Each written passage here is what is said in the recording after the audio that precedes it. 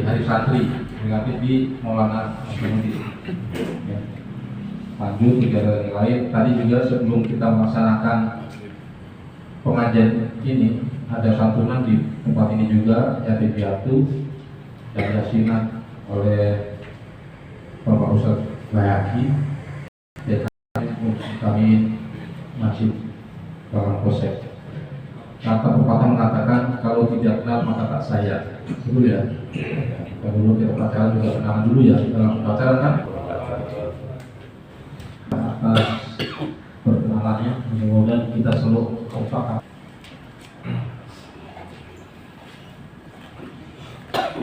Assalamualaikum warahmatullahi wabarakatuh. Waalaikumsalam warahmatullahi wabarakatuh.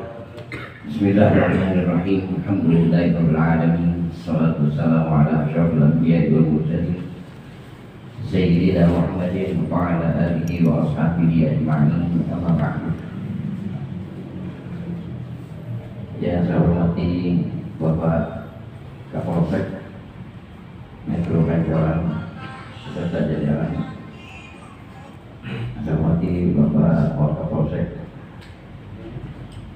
yang sudah memperkenalkan diri. Beliau ini anggota baru di Polsek Pancoran, Bapak Majul. Yang saya hormati Bapak Ketua Islam Bapak Timnas Polsek Pancoran, para ketua ring 1 sampai ring 6, insya Allah sedang semua. Kalau nanti jatuhnya nanti dari YouTube. Para anggota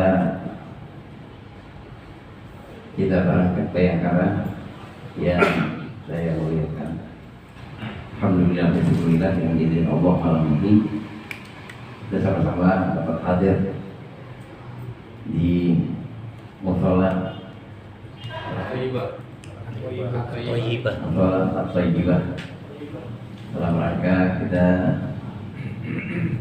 mengisi pengajian kita yang biasa kita adakan setiap 2 minggu sekali. Mudah-mudahan hadirnya kita, kumpulnya kita di tempat ini kiranya dapat ridho oleh Allah Subhanahu wa taala. Amin. Allahumma amin. Tadi Bapak Kapolsek kita juga ada acara malam ini. Memang banyak acara, sama saya ada acara juga. Ada acara maulid karena lebih banyak ya. Nah, mungkin nanti akhir bulan maulid di Posko TP Pak Purnomo. Baiklah hadirin sekalian, malam ini kita kembali giliran pelajaran Khuluqul Muslim ya. Akhlak seorang muslim. Yang pegang kitab buka aja 296.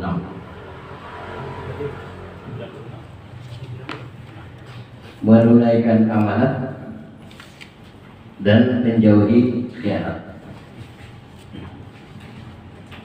Amanat ialah segala hak yang dipertanggungjawabkan kepada seseorang, baik hak milik Allah, hak Allah maupun hak hamba atau hakul adami, baik berupa pekerjaan maupun perkataan dan kepercayaan hati. Dicerita tentang amanat. Yang ada pada diri kita juga amanat. Pernah satu kisah yang sangat menarik. Orang yang menjaga amanat, satu saat dia mendapat ujian dari Allah, satu kesulitan.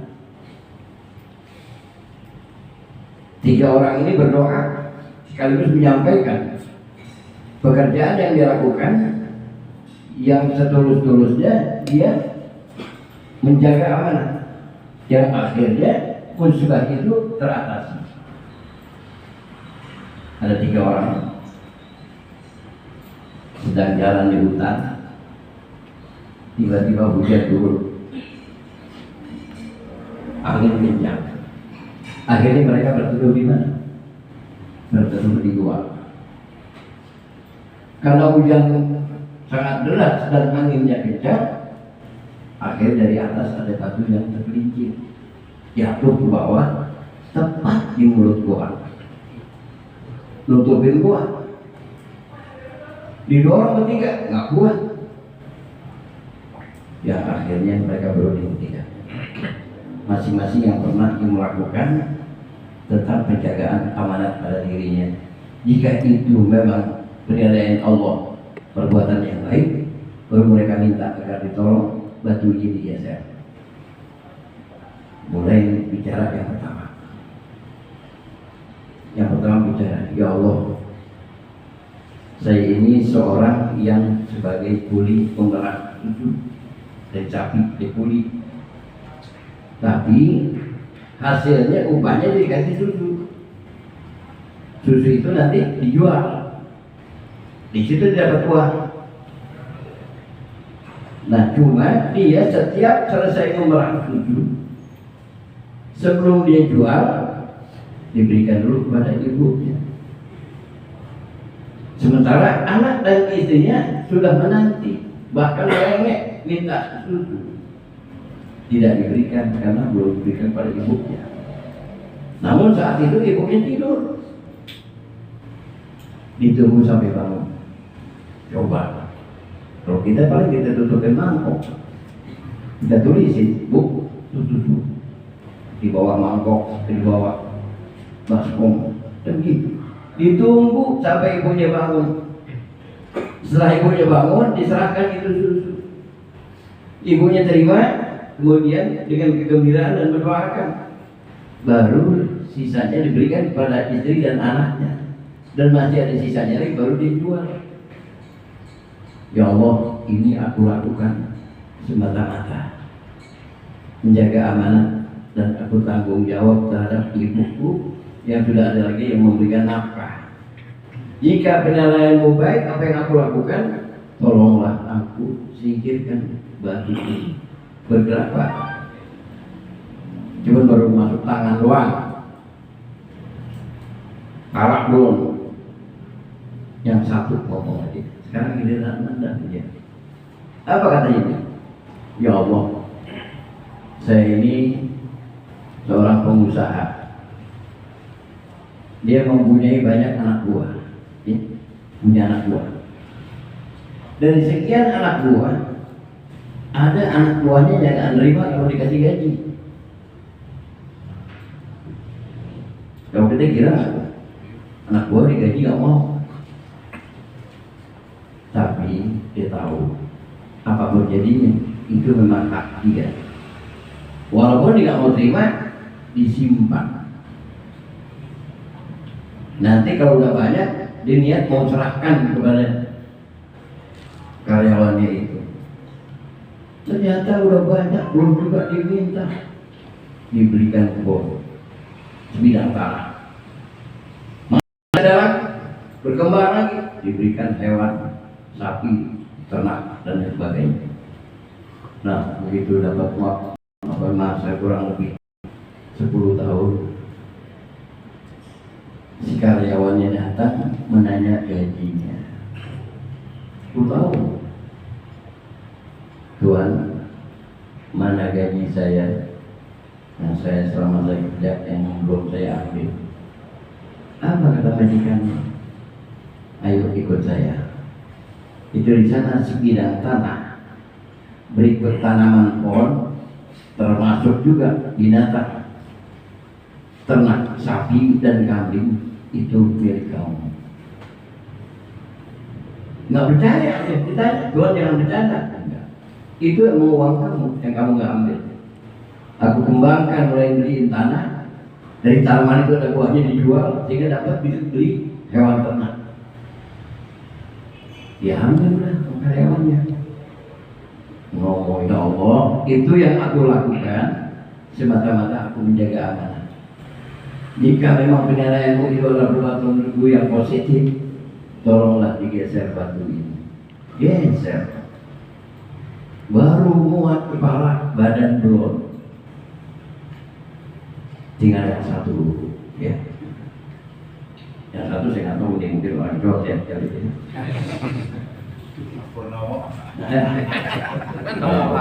Ini coletnya daerah Jalan Burung.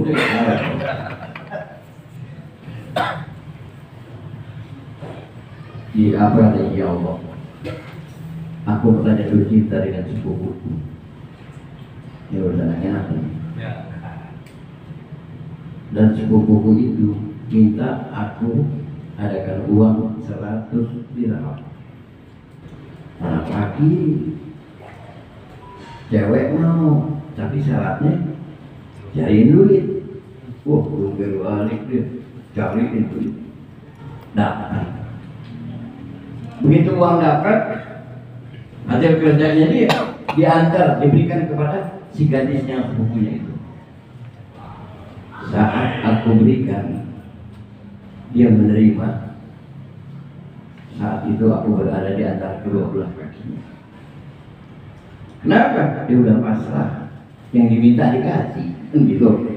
Terserah dari mau apa, mau dikasih, gitu. Cuman si perempuan itu ngomong, wahai saudaraku, apa yang ada padamu adalah amanat titipan Allah. Apa yang ada padaku juga amanat titipan Allah. Kalau kamu mau berkhianat, silakan. Gak berani dia. Akhirnya tinggalkan itu perempuan, uang juga ditinggalkan yang sudah diberikan. Ya Allah, jika apa yang aku lakukan ini kau anggap adalah satu perbuatan yang positif, tolonglah aku. Baru dia saya bisa keluar tiga-tiganya. Nah itu kita kan kadang-kadang curang. Doa minta surga, ya, minta selamat ini selamat itu. Sholat kagak, kan mau maluin aja, ya. Makanya apa yang Allah perintahkan kita laksanakan, apa yang menjadi amanat kita jaga dan pelihara. Apa yang kita minta itu jaminan pasti dikabulkan oleh Allah Subhanahu wa Ta'ala. Ini tentang amanat penjaluan. Berikutnya, qala Rasulullah sallallahu alaihi wasallam, ar-rajulu fi mali abihi ra'in wa huwa mas'ulun an ra'iyatihi. Laki-laki adalah penanggung jawab harta benda ayahnya dan dia akan diminta pertanggungan jawabnya. Ingat, jadi makanya anak laki itu tanggung jawab dalam rumah tangga orang tua. Dan dia yang mempunyai kewajiban memberi nafkah kepada orang tuanya yang sudah tidak mampu cari nafkah. Ini anak laki, bukan perempuan. Kalau perempuan, walaupun dia kerja, ada penghasilannya, dia ingin memberikan kepada orang tuanya, tetap harus izin dulu dengan suami. Nggak bisa, seenaknya dia, walaupun uang dia.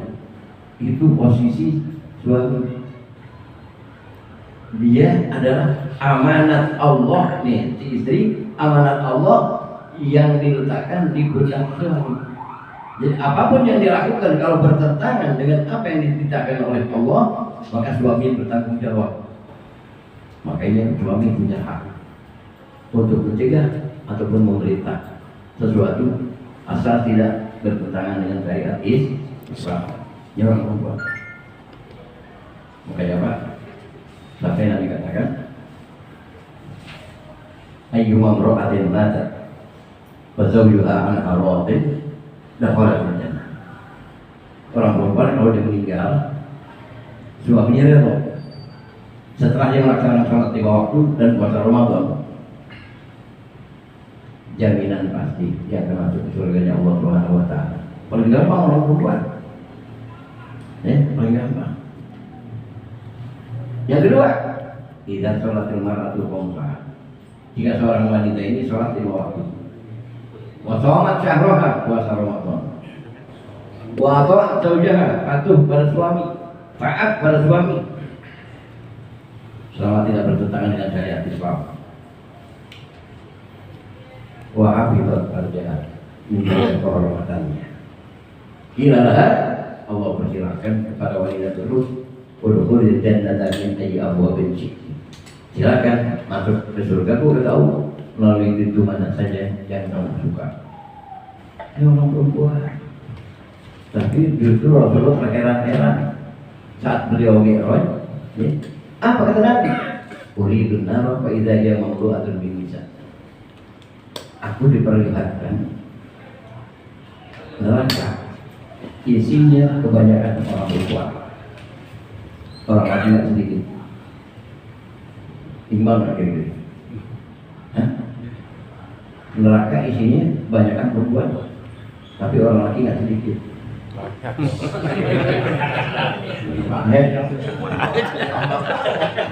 Ya sedikit. Kami cuma ngomongnya gitu loh, paham. Itu kenapa? Sebabnya apa ditanya ya Rasulullah kok begitu? Sering mengungkit pemberian suami. Yakurnal asyir. Cuma itu aja. Katakan perempuan ini, si istrinya ini pernah dibeliin gelang oleh suami 10 gram. Suatu waktu lagi ada musibah, entah anak sakit, masuk sekolah dan sebagainya, uang lagi nggak ada, terpaksa suaminya pinjam dulu, dijual buat daftar ulang anak, buat biaya yang sakit dan sebagainya. Nah suatu hari ada yang nanya, kayaknya ibu dulu saya lihat pakai gelang, terus kan nggak pakai gelang, kapan pakai gelang? Suami saya nggak pernah mikirin yang begitu-begitu, cuma gitu aja ngomong, musnah dan binasa semua awal baiknya. Ini orang perempuan kami namanya. Mau beratnya bilang iya pernah memang saya pakai, tapi jual untuk kepentingan keluarga saya. Bagus masih ada yang dijual. Kalau nggak ada, mau apa? Kan gitu. Kan jahat orang kayak gitu. Tapi emosinya, ini sering sampai ke pengajian kaum ibu. Karena ada bapak-bapak datang ke rumah saya nyampe, duduk nangis, anak lagi nangis. Kenapa? Mohon penjelasan Pak Ustaz. Istri saya ngaji 7 majelis taklim, 7 majelis taklim ngaji. Makin banyak taklim dia ngaji, makin galak. Jadi makan jangkrik kali benar. Nah ini namanya apa? Kadang-kadang ya kurangnya ada keterbukaan antara kedua pihak dan sama lain. Mungkin juga ada keegoan di antara kedua belah pihak. Inilah makanya yang dikatakan baiti jannati, rumahku surgaku. Ini yang perlu saling menghormati, saling mengayomi. Nah itu yang dilakukan oleh baginda Rasul Sallallahu Alaihi Wasallam. Makanya Nabi nggak pernah merintah Pak. Kalau istrinya dibilangin ambilin teh, bikinin teh dan sebagainya, enggak. Sekali Nabi perlu minta tolong, bisa tolong ambilin air. Pembaca nih, tolong ambilin air. Enak Pak. Ini enggak. Loh kayak apa aja itu istrinya. Nah ini yang paling bahaya. Pernah Aisyah itu naruh gelas ini di pinggir, Jatuh. kalau jatuh kan pecah. Tapi apa kata Nabi? Ya Aisyah, ini gelas kalau di tengah bagus. Kalau di tengah bagus. Tuh etikanya, subhanallah. Bahkan pernah masak kan kebanyakan apa? Garam. Banyak garam, kasinan. Hampir bingung dia. Tapi Rasulullah makan nggak ada rasa keasinan, nggak ada kecewa makanannya. Sampai yang masak nanya, ya Rasulullah tadi makanan saya masak banyakkan garam keasinan. Saya lihat Rasulullah makan kayaknya nggak ada rasa asin dan sebagainya. Rasulullah tanya, emang kau masak keasinan? Iya. Kalau itu tidak salah. Kalau itu tidak kita sama. Kalau ada juga kasihan. Tapi dihormati, usaha istri, dia udah capek. Itu kalau ke rumah tangga kayak gitu, ya gimana? Enak, nikmat. Istri tahu akan kewajibannya. Sekarang suaminya ngaji, terpulang ke jam 9, setengah 10 sampai rumah, dia udah rapi. Udah ngisi, itu ada banyak. Udah pakai rambut, Hello Kitty. Kan paling enggak suaminya biar nggak apa-apain senyum pulang. Nah, jangan sampai rumah, masya Allah, lagi ngurut kakinya pakai Apaan balsam? Kadang-kadang pakai pulsa. Ada juga parmu kocok. Sudah Pak Ilowo. Suaminya nggak banyak ngomong, ambil kain sarung, ikat tinggalnya nongkrong di pangkalan. Iya. Bos. Di pangkalan. Belum masih ada kumpul lagi di pangkalannya. Udah pagi ngomong gitu. Mau disapain? Siapa yang mau disapain? Kalau suami itu mendidik, dia keluar. Tidak ayo, ini satu kesalahan. Makanya Pak, semuanya kalau berdasarkan dengan pendidikan dari akhlak dan etika, insya Allah rumah kita dikatakan apa tuh? Itu dari jannah tahu mawaddatan warahmah. Ini jangan salah paham nih, kalau mawaddatan warahmah waktunya untuk saya ketua Kopdar itu mawaddatan warahmah. Mak kenapa? Udah tua. Iya, asal ada aja gitu. Yang ke kiri ada. Begitu aja order warahmah. Mau macam-macam nggak bisa. Dia coba-coba kayak aku nggak minum telur bebek. Oh iya Pak. Makanya Pak Ketua kita daripada di ruang ini, udah dah di pangkalan aja gitu. Udah ngatik hati gitu. Paham aja udah. Berikutnya, jadi sungguh besar peranan akhlak dalam menentukan kejayaan suatu bangsa. Hal ini pernah digambarkan oleh seorang bujangga Islam yang namanya Syauqibi. Wa innamal umamul akhlaqu ma baqiyat fa in hum dhahabat akhlaquhum dhahabu. Sungguh bangsa ini atau bangsa itu tergantung moralnya. Bila rusak moral, maka rusaklah bangsa itu. Etika, akhlak. Kalau udah moral udah rusak, bangsa itu akan rusak. Keamanan nggak ada lagi, kenyamanan apalagi. Ini ya sekarang ini di kita ini nyaris dalam terkait ini. Adanya apa?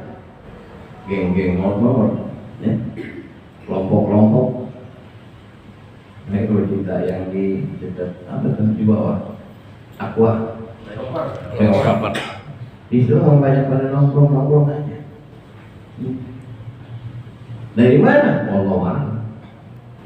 Makanya saya sampaikan kepada orang tua, baik dalam pengajian ataupun khutbah Jumat, masing-masing orang tua, adakah pernah mengabsen anaknya jam 10 malam? Ya. Jam 10 malam, anak udah kumpul kok belum di rumah? Kalau belum kemana? Cari. Kalau dia nggak pulang besok pulang, cari tahu kenapa nggak pulang, kemana dia pergi. Kalau perlu kasih sanksi. Nggak akan gitu lagi. Ini kata-kata orang tuanya cuek aja. Anaknya pulang mau kagak, malah dia gila. Enak rumah punya celegaan nggak pulang. Ya, senang dia. Apa yang dilakukan di luar? Nggak pernah bertahu. Ini pernah kejadian Pak dulu waktu Kapolsek, ya ada yang orang Bapak Datuk kan, saya lupa. Yang Ferry. Iya, ya. Dulu kan beliau menyarankan untuk kumpulin ibu-ibu untuk diberikan keterangan, dikasih film, putarkan film. Ini ganja, ya, ini heroin, ya, ini jenis sabu, kalau gitu. Terus sampaikan Pak, kalau hanya berupa film gambar, itu sama aja, mereka nggak bisa membedakan. Tolong bisa nggak adakan bahannya, jangan dijilat begitu. Ya, kita tahu ini daun ganja, biar mereka lihat. Karena kejadian Pak, seorang ibu kan kalau mencuci pakaian, kantong anaknya diperiksain. Iya. Rupanya di kantong lepis anaknya ada bungkusan putih. Kata ibunya, "Duh, anak ibu laki-laki nggak malu kantongin mecin." Mecin, ditaruh di rak. Udah, satu saat dimasak lagi kekurangan bumbu, dia ingat, oke, mecin yang di kantong itu ada, masih ada. Ditaruhin sayur. Sesuatu siang suruh tripping topi miring udah. Bapaknya oke sedang kebalik udah. Nah itu, kenapa dia nggak tahu saya imagine? Nah kalau dikasih lihat, oh iya kata dia Ferry punya juga, tapi belum coba dilaksanakannya. Beliau perlu pindah tugas sebagainya. Ya paling enggak kalau andai kata ada memberikan satu pengarahan kepada kaum ibu atau masyarakat, paling enggak bendanya dengan sendirian, walaupun sedikit. Atau bentuk-bentuk yang mirip daun ganja ini yang sama daun apa sih? Hah? Daun singkong. Berarti udah sering megang ya. Aja. Nah itu dia. Saya udah ke daun singkong kasih lihat ini daun ganja, dia tahu, dia ngerti. Walaupun ada di kantong anaknya, kadang-kadang bisa dibuka kan? Kalau belum belum dipotong-potong jenisnya, itu jadi tahu ini pendidikan akhlak mana. Kalau saya begitu mau saya tanya pulang jam 9 pulang kemana? Nah, kalau besok dikerjain lagi sekalian aja nggak usah pulang sekalian nggak usah minta duit. Oh kapok dia dari mana dia nggak punya duit kayak jinak di luar. Kadang-kadang jam 10 udah ada di rumah ngapa-ngapain. Nah ini kita jadi tenang, kita tenang. Kadang-kadang ada berita perkelahian sebagainya. Saya juga kaget anak saya mereka. Oh ada semua sama. Ya Allah. Silakan Pak Kapolres. Iya silakan. Sama. Semuanya. Siapa? Salam.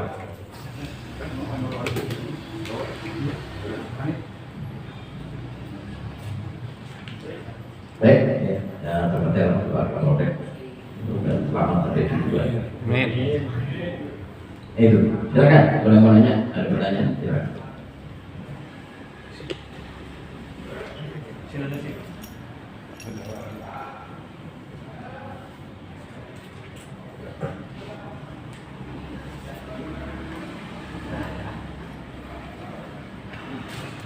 Berikutnya, Rasulullah Shallallahu Alaihi Wasallam bersabda, la imana liman la amanata lahu, wala dina liman la ahda lahu. Tidak sempurna iman seorang yang tidak dapat dipercaya, dan tidak sempurna agama orang yang tidak menunaikan janji. Rasulullah pernah berjanji kepada seseorang agar orang itu mau melepaskan hasil tangkapannya berupa rusa. Kenapa? Karena rusa itu bicara kepada Nabi. Kalau bisa Rasulullah tolong bicarakan kepada orang yang menangkap saya, tolong dilepaskan. Karena jam seperti ini waktunya aku menyusui mereka, anak-anak. Akhirnya Rasulullah tanya dulu, kalau udah dilepas, kalian nggak balik gimana? Kata Musa, kalau saya nggak balik, saya siap dikutuk oleh Allah dan para malaikat. Akhirnya Nabi pesan kepada yang nangkep, tolong Musa ini dilepas, karena dia giliran menyusui anaknya. Nanti setelah dia menyusui anaknya, dia akan balik kembali ke sini. Silakan kamu ikat kembali, bawa pulang, mau disembelih dan sebagainya, silakan. Kata yang punya rusa, kalau dia nggak balik gimana? Nabi janji, aku sebagai jaminannya. Kalau dia janji begitu, Nabi nggak pergi, tunggu di situ sampai rusa kembali. Kalau rusa nggak kembali, tanggung jawab. Kita kan kadang cuma pesan-pesan kayak begitu aja. Akhirnya kita nggak nungguin, tinggal. Nabi tunggu. Ternyata akhirnya kurang lebih 1,5 jam, Nabi nunggu bersama orang yang punya rusa itu datang. Apa katanya? Sudah selesai aku menyusui anakku. Silakan diikat kembali, dibawa. Entah kemana mau dibawa, silakan. Balik itu rusanya ngerti banget, tahu kewajibannya menyusui anak. Rusanya ngerti, tahu janji itu harus ditepati, datang tepati. Nabi pun berjanji sebagai penjamin, nggak pergi nunggu sampai rusa itu datang. Ini jangankan binatang, orang saja yang berkewajiban untuk menepati janji akan malu dengan binatang yang menepati janji seperti terjadi pada rusa. Ini satu. Emang banyak contoh binatang dari rusa itu.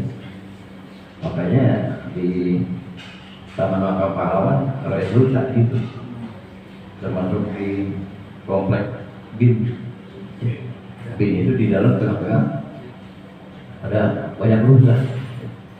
Karena saya kalau rumah, kadang ada buah rusa banyak benar. Nah ini binatang rusa, binatang yang nggak banyak tingkah dan nggak banyak model, apa adanya begitu. Pernah waktu Nabi Adam pertama Allah turunkan bumi, yang paling dulu nengok ke Nabi Adam siapa? Rusa kan? Kata rusa, Khalifatullah udah sampai di muka bumi, yang besok akan menurut bumi. Ayo kita datang, yuk kita silaturahmi. Datang rombongan. Nabi Adam begitu terharu dengan kedatangan rusa, semuanya diusap belakangnya, mengeluarkan bau harum. Sampai sekarang ada Pak tuh minyak rusa, ya. Di mana? Di Mekah. Murah, 20 mili, 5 juta.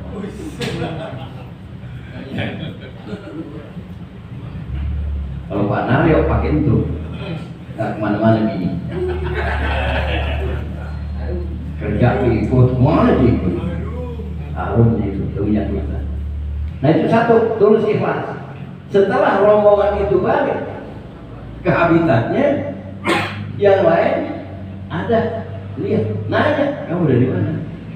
Habis silaturahmi dengan manusia Adam alaihissalam. Bau kamu harum? Iya, kami diusap semua punggung kami. Wah, berunding di nyawa. Sambil kumpul kami, tapi diusap belakang kita, wangi juga. Makanya habis sana langsung ngasih belakangnya aja, diusap Nabi Adam. Tengik baunya. Ini namanya inamal amalu bin niat yang salah. Nah itu ketulusan, kejujuran, dan mempertahankan, menjaga amanah. Nah ini yang perlu kita jaga dan dipelihara. Sesuai dengan hadis tadi, tidak sempurna iman seorang yang tidak dapat dipercaya, dan tidak sempurna agama orang yang tidak menunaikan haji. Sebenarnya saya masih pengen tengok bareng nih, ada okulit aja. Bagian Pak Kapolsek enggak ada. Tapi itu udah ngomong, ngasih tahu acara kita agak sore-sore aja. Iya, kasih datang dulu kan. Ya alhamdulillah saya datang dulu. Nah ini sampai di sini dulu ya. Mohon maaf. Insya Allah terus kita berbuat berikutnya. Ini acara kita mau lagi waktu ini mau diapain ya? Nggak bisa apa? Kalau itu apa? Bahasanya itu panitia. Saya pengajian 2. Pokoknya Ustaz asal sampai. Yang datang di apa? Rumah makan apa ini? Raden Bahari. Raden Bahari. Iya. Saya undangan datang aja. Makanya udah saya ada acara lagi. Ambil. Begitu saya pulang kita ngomong dulu walaupun 5 menit. Kemudian kayak gitu. Jadi kita harus siap aja. Jadi kalau warung itu biar terasi jual, biar komplit. Kalau warung begini nggak ada, ya orang harus ke warung kita. Contohnya kayak gitu. Jadi harus siap standby aja apapun jadinya. Kita tadi saya tuh dikagetin, suruh bicara.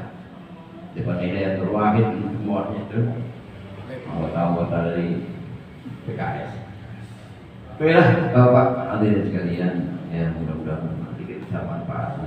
Ini pengajian kita alhamdulillah ya, dari hari ke hari, bulan ke bulan, nampak apa ini langgeng ya, banyak ya banyak alhamdulillah. Mudah-mudahan ring-ring yang lain juga bisa mempertahankan begitu dengan pengajian kita dapat dilaksanakan dengan sebaik-baiknya. Dan tadi sudah ngomong sama kita bagaimana kita ngadain maulid, nanti dah kita adain insya Allah ya. Mungkin bulan besok lah udah agak sepi-sepian maulid ya. Jadi enakan gitu, nggak bisa kemana-mana saya, jadi bisa tetap ngomong di situ tempat acara kita, kemana-mana. Kenapa? Acara yang lain sudah selesai.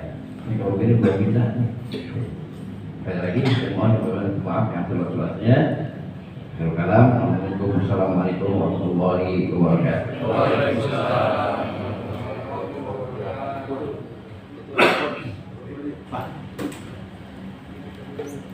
Pak Pur.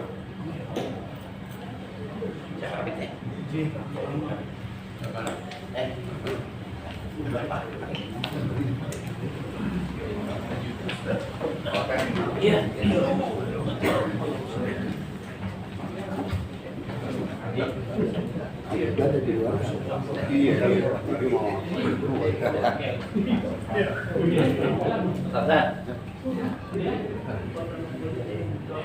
Lalu Pak Pur lanjut. Siap. Ya.